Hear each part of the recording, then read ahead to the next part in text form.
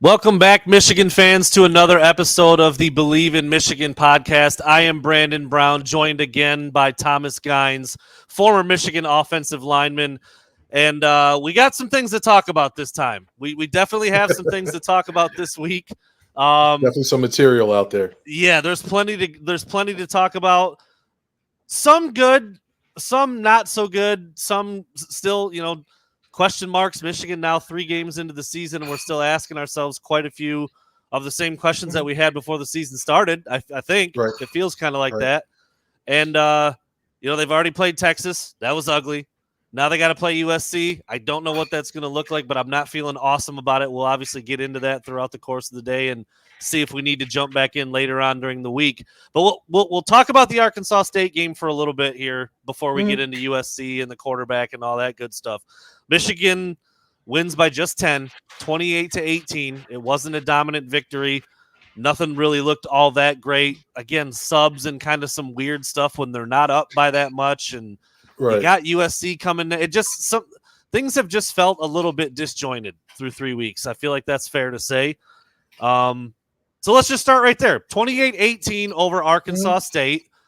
Does the 10-point win, hit somewhere for you? Is it just, how do you feel after you look at the scoreboard and that's the final when you just got beat handily by Texas and you've got another formidable opponent coming in USC?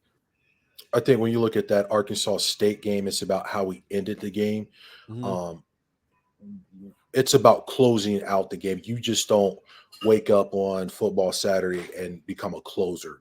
That's part of your ethos, if you will. It's part of the personality of the team, the coaching staff, the program as a whole. We didn't close out that game. I don't know if it was guys out of position or subs, things of that nature, but I don't care if it's Little Sisters of the Poor. When you're up and you only got a couple of minutes left in the game, you're supposed to close that game out, not with penalties and mistakes, missed tackles, miscues, things of that nature, especially, no disrespect to Arkansas State, but again, it's Arkansas State. That is not a blue blood program. We are not acting like a blue blood program.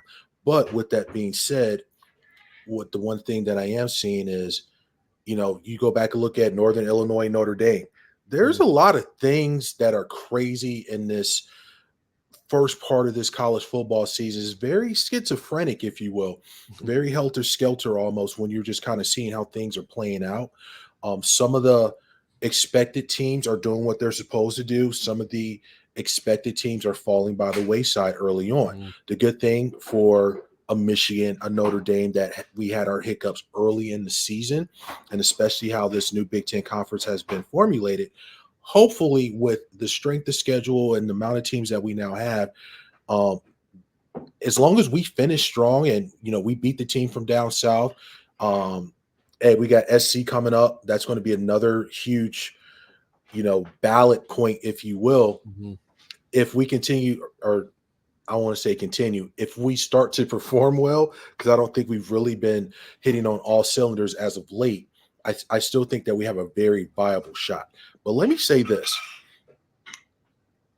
For the Wolverine Nation, you have to curtail your expectations because of the loss of players due to graduation, going to the league, whatever the case may be. But the other piece that a lot of people fail to realize is, got to look at this coaching staff. You got Newsome, who's the O-line coach. No disrespect to that young man. He's not 30.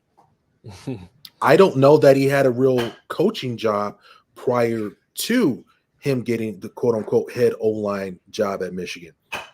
So you look at our new defensive coordinator. To me, Don Brown revisited in his philosophy. I don't see a lot of adjustments being made. So it's going to be really interesting to see how the coaching staff changes really begin to affect how the season progresses. Because in my opinion, there's no reason why Orji can't make some of these throws. He's been in the program 3 years. All of the athleticism is there. We talk about that time and time again. So it's going to be real interesting to see. Yeah, I mean, to your point, again, no disrespect to Arkansas State, but that's That was supposed to be Michigan's layup game. Go out, win this one by 30, win it by 40. Right. Right. Fresno State's they're gonna challenge in the Mountain West and be a fringe playoff team possibly from the group of 5. Texas looks like they might be the best team in the country. If not them, they're in the discussion. And then Arkansas State was supposed to be a layup. Michigan's supposed to win that game by a lot of points, and they didn't. And to your point, for various reasons, whether it was missed assignments or not adjusting correctly, or just not being locked in for that game. And Notre Dame drops one to NIU. Florida State is 0-3 after the season they had, where they were screaming about getting left out of the playoff. Exactly. It looks like DJU has never played quarterback before, and they can't. I just read the caption. They paid Memphis $1.3 million to come into Tallahassee and beat them. Thanks for the payday. The Tigers are loving it right now. So the Memphis volleyball team will be able to play for another year. Exactly. So to your point, and Michigan fans they don't care about anybody else, but it's valid. It's early, and I don't think there's any question. Michigan had more changes from last year to this year than any team in the country. It's not close. No doubt. It's not close. And so they are dealing with some of those growing pains and some of those bumps in the road. They weren't very competitive against Texas, and they haven't looked real good in the other 2 games either. You mentioned Alex Orji. Obviously, that's the elephant in the room at this point. Right. Sherrone Moore announced that he is going to be the starter for the USC game. And man, when you look back and look, I'm never going to get on and just rag on a kid, but Davis Warren's just not ready. He's not ready for that position. He's not. I don't know what it looked like in fall camp for him to win the job and for Sherrone and company to come out and say he's our starter for weeks 1, 2, and 3.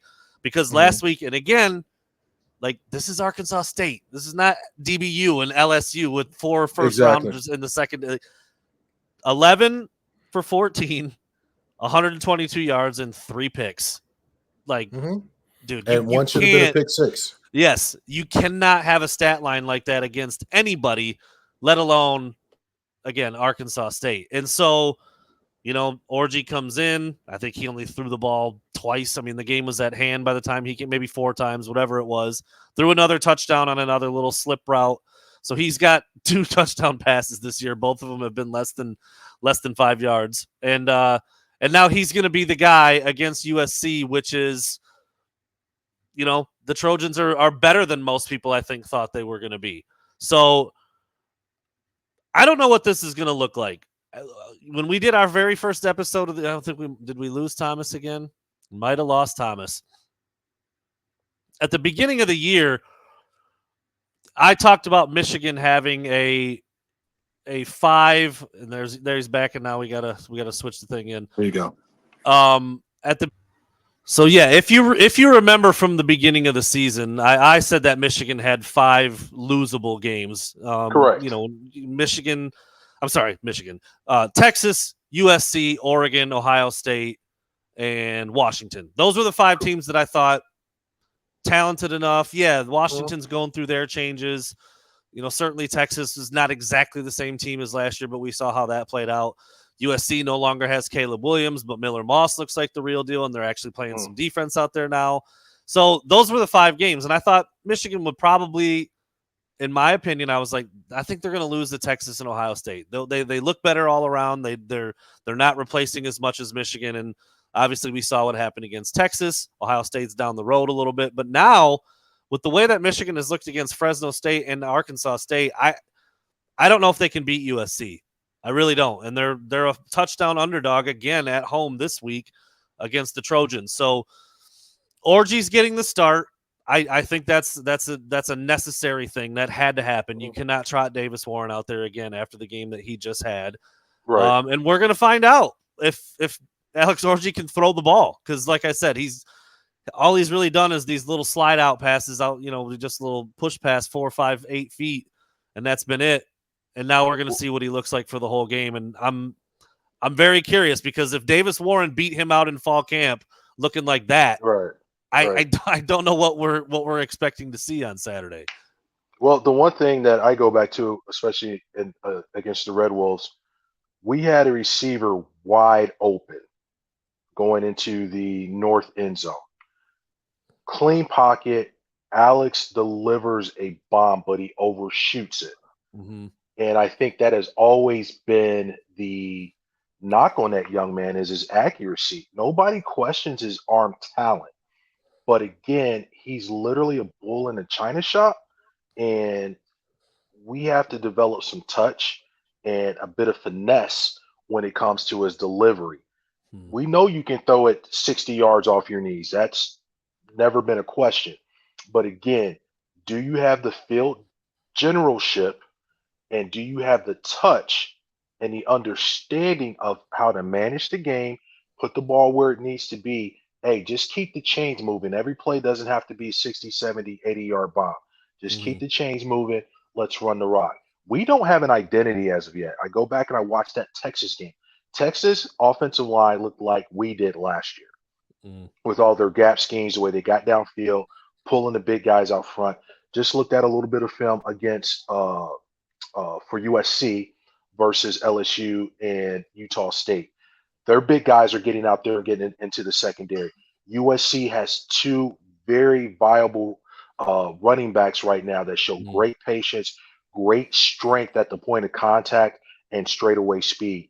Our linebackers, our safety is going to definitely have to come up and make sure tackles. There was a couple of times in the Arkansas State game where guys were getting loose, and I'm just like, what is going on here? Mm-hmm. So that Arkansas State game, we got the win. We were supposed to get the win, but was that win more telling in the way that we won in comparison if we would have just lost? Mm-hmm. And so again, what I mean by that is we didn't close out. We didn't play well. There was a lot of unsureness with the quote unquote starters that were out there, and we didn't show up. So you got SC now coming in. The interesting things I want to see right now, not just from the players, but what's taking place in those meeting rooms with the coaches when you just have the coaching staff.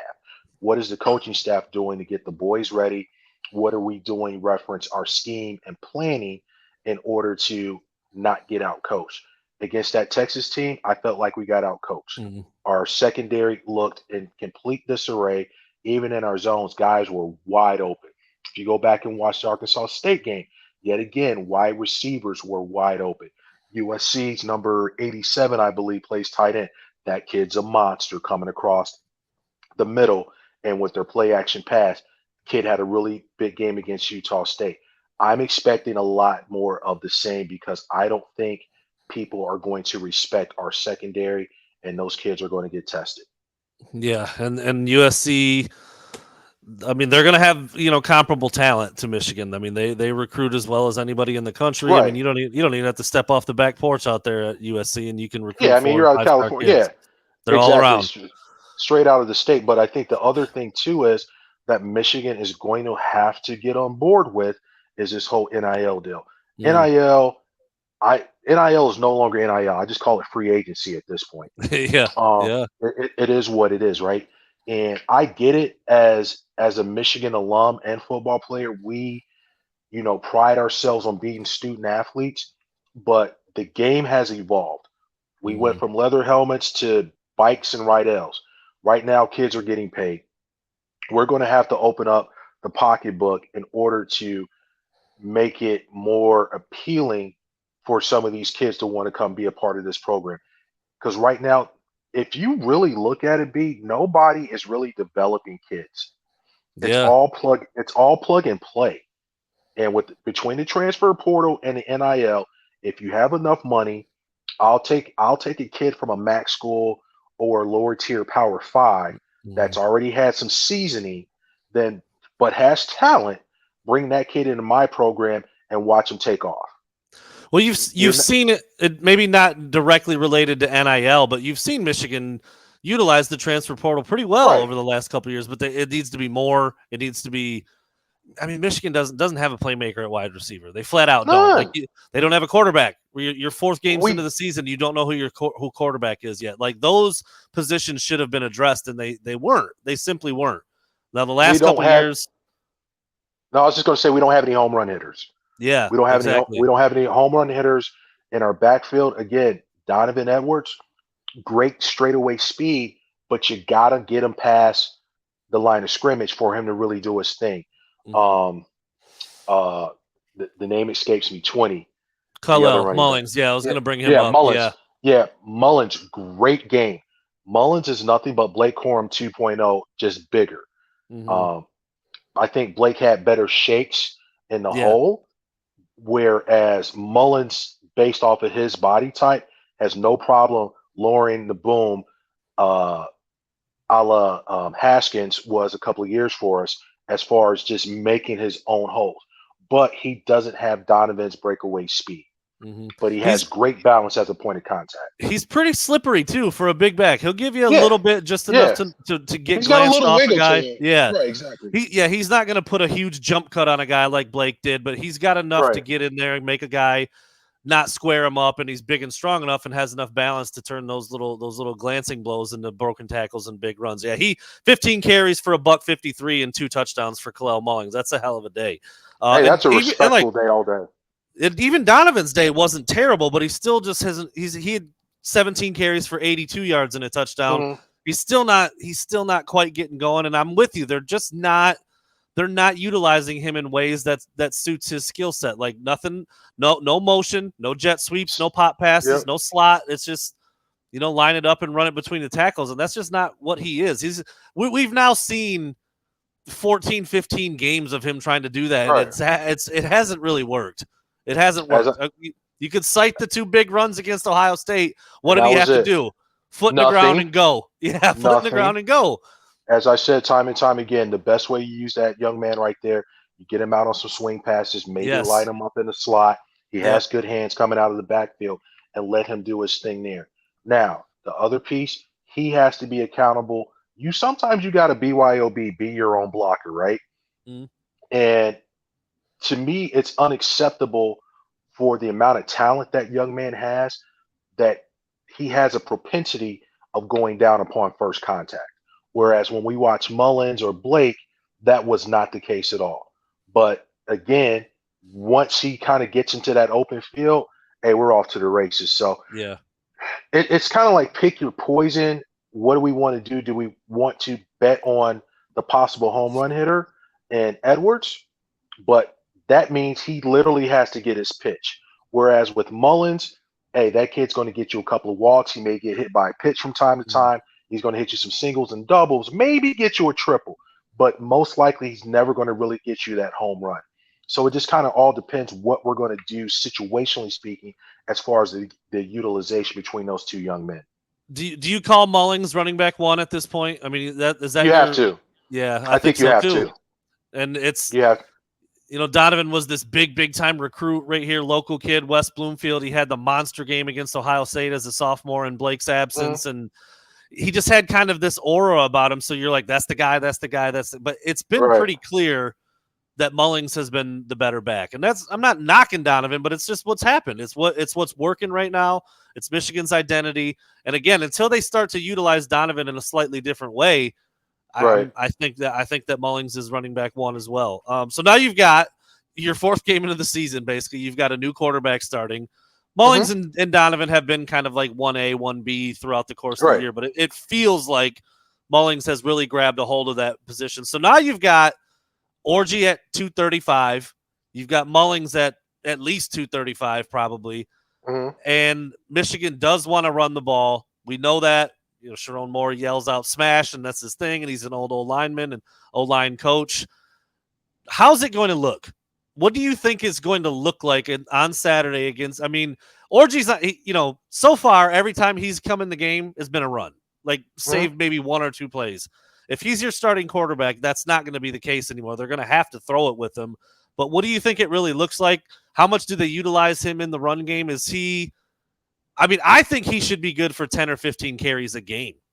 Like that dude can tote the ball that many times, in my opinion. So I'm very curious to see how they utilize him in the run game and what it looks like with all those guys in the backfield. Overall issue that I see, couple of issues here.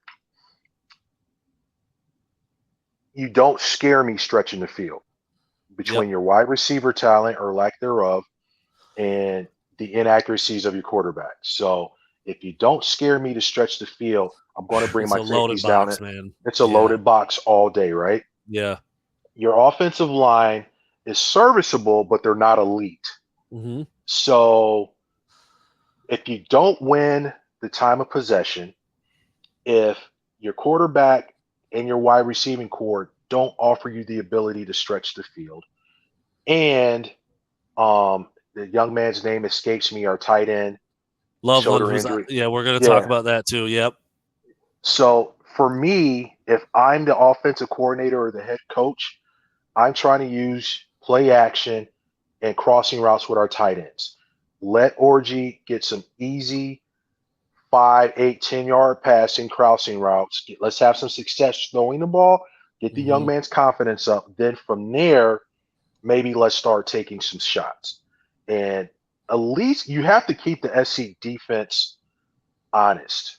Because Mhm. I think what's going to happen from what I saw, they play hard. They're not, in my opinion, overly physical, but they're Mhm. highly athletic. And because of that, I believe they're going to try to beat us with motion and not really want to line up and play smash mouth with us. Mhm. So if we can get Orgy some quick successful routes, pass completions, hit them with Mullins and Donovan, get some runs going, have our tight ends with the crossing routes, then let's start opening it up. Mm. We can't sit here all day and think that this is the same team that's going to be able to win that war of attrition up front where we're just going to wear guys down because SC is a high octane offense. It's a track meet, and we're Mhm. going to have to hold serve. And if we don't hold serve, it's going to be a long day. The other caveat that I noticed in the last couple of games, defensively, when we won the Natty, our defensive linemen or those front seven probably played about maybe 30, 35 snaps because of all Mhm. the substitution. I haven't been seeing that as of late. I Mm. feel like these guys are playing a lot more snaps up front. So if these guys are on the field for longer periods of time because we're not getting home, we don't have a consistent pass rush. We don't have that Aiden Hutchinson and Ajobu lining up on the outside like, hey, bring the funk. We need the sack right now. We don't have that consistently. So again, there's a lot of things in the matrix right now that Mm. need to be figured out. And again, this is not so much on the kids. This is squarely on Coach Moore's shoulders to figure this out. Unfortunately, I don't know if Coach Moore was the fall guy. So, Mm. Thomas, what do you mean by the fall guy? Coach Moore literally just signed his contract last week. Apparently a couple days ago. Yeah. Yeah. Yeah. Like, where does that happen at with a major program, a blue blood program such as ours, right? Mm. So was this, hey, we're going to keep you on for 500,000, keep that squared away, get some other things fixed, and I don't know if that was a situation because they were still trying to wait on NCAA stuff, whatever the Mm. case may be. I don't know. I don't have that information, but seemingly certain things should have been in effect coming off a national championship. And I feel Mhm. like we dropped the ball in a lot of different cases from recruiting to development from the establishment of our coaching staff. Mm. When Coach Harbaugh left, the guys that he took were, the guys. When we Mhm. talk about our strength conditioning program, that's literally the only coach that can spend damn near 100% of the time with the boys based off the product that we've been seeing the last couple of years. That was a huge piece to our success. Mhm. The new guy, who was a disciple of the former head strength conditioning coach, but I don't really know. I don't really feel like in what I've seen over the last couple of iterations of play over the last 3 weeks, I don't really see us being that physical. Mm. Um, there's just question marks. There's just a lot of ambiguity right now. And you Yeah. try to stay hopeful and positive because we're early in the season and we're hoping that we get our act together and things start to fire on all cylinders. But honestly and unfortunately, and I may be premature in saying this just may be a give me season, literally. Um, See what we got, figure out what the NCAA situation is going to be about, Mhm. see what the recruiting situation is, and let Coach Moore get his feet underneath him as the Mhm. full-time head coach. So, like I said, there's a lot of question marks, ambiguity that started off going into the season and going into the fourth game. None of those questions have been answered. Yeah, that's exactly how I started the episode. I said we're heading to the fourth game, and all like a lot of the same questions are still there.